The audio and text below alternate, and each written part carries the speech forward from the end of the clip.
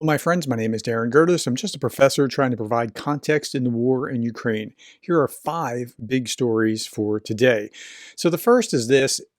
This is in Euromaidan Press. They're talking about North Korea. This is Prime Minister Keir Starmer from Great Britain.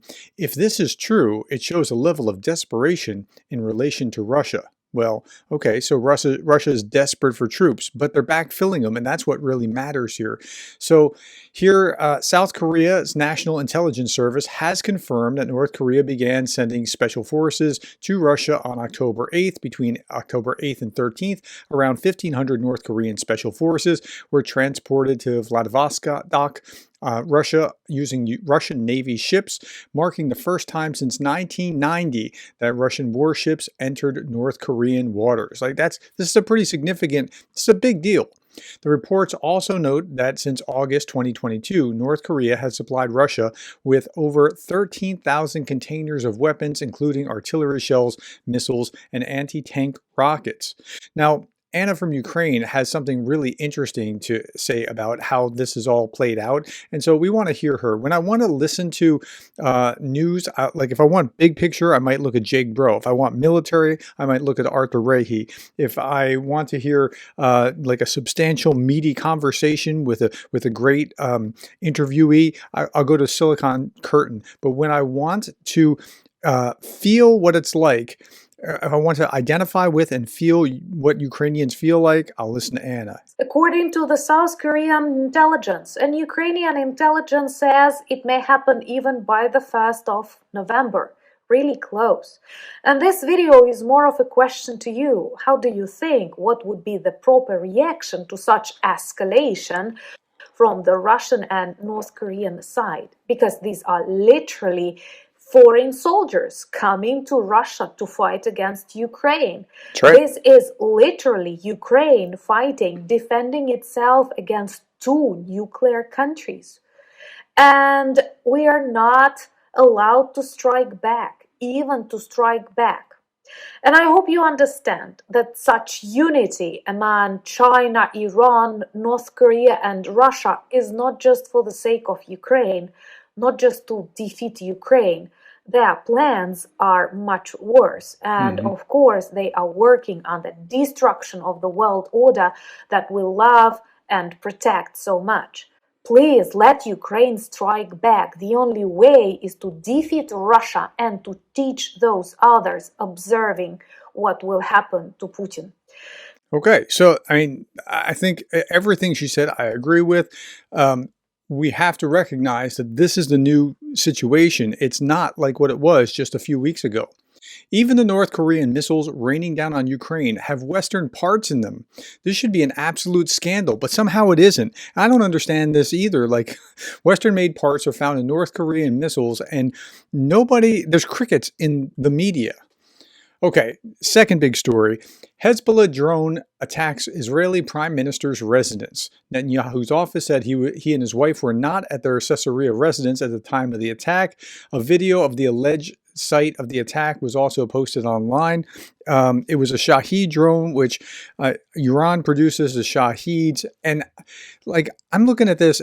I'm reading a lot about drone warfare. I think I'm going to do a dedicated video just to how the world has changed because of drone warfare. Like, the tank changed everything in World War II. The drone is changing everything right now, and that's what's going to be pervasive unless it can be countered in the next war, whatever that next war is. Look for that video. It'll be out in a couple days. This is what an Iranian Shahed drone used by Russia looks like when you compare it to a house. So it's not nothing. That's a pretty significant thing to have to encounter. Okay, big story number 3. So Zelensky was talking about, hey, look, we either go to NATO or we go to nuclear armament. And I mean, that's what it really amounts to. He's calling the West bluff by, they're like, oh no, not NATO, not NATO. Okay, well then this is the other path, and we don't want that other path. We want NATO. But he's really making the unsaid said, and that's important. Now, saw this in 2000, this is in Kyiv Post, in 2010, Ukrainian news report, the country's bright future was all but assured, celebrating another U.S.-sponsored demolition party in which 148,000 tons from Ukraine's previous massive weapons arsenals were destroyed, as agreed in the exchange for international security guarantees. Ukraine was, however, the only one that was fulfilling the agreement. So here in this video, you're seeing them actually cut up and destroy these weapons, right? Ukraine's doing it, but they were guaranteed by who? By the U.S., the British, and the Russians, who are, well, they're violating the agreement.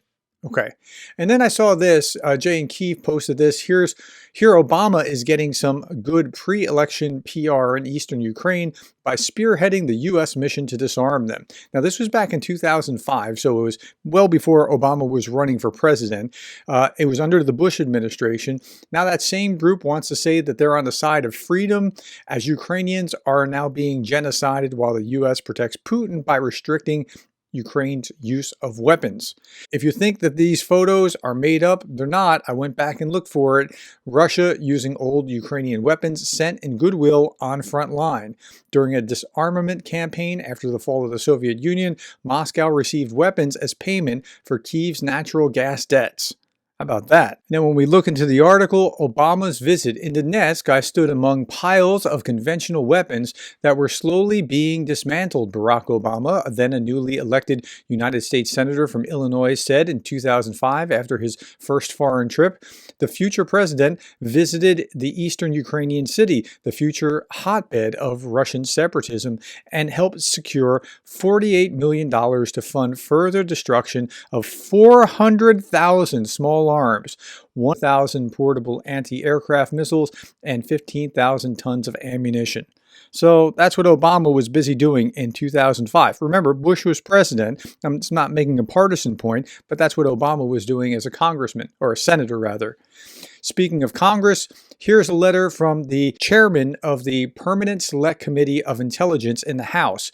He's the Republican who's in charge of this committee.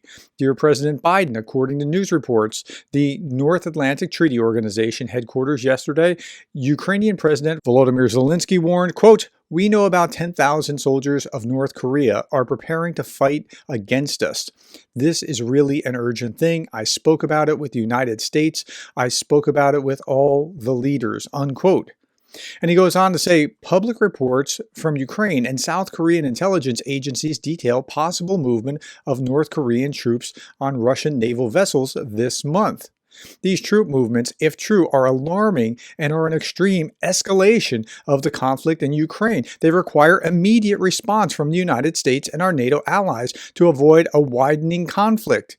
North Korean troops either attacking Ukraine from Russian territory or entering into Ukrainian territory must be a red line for the United States and NATO. Your administration must make that absolutely clear and unequivocal.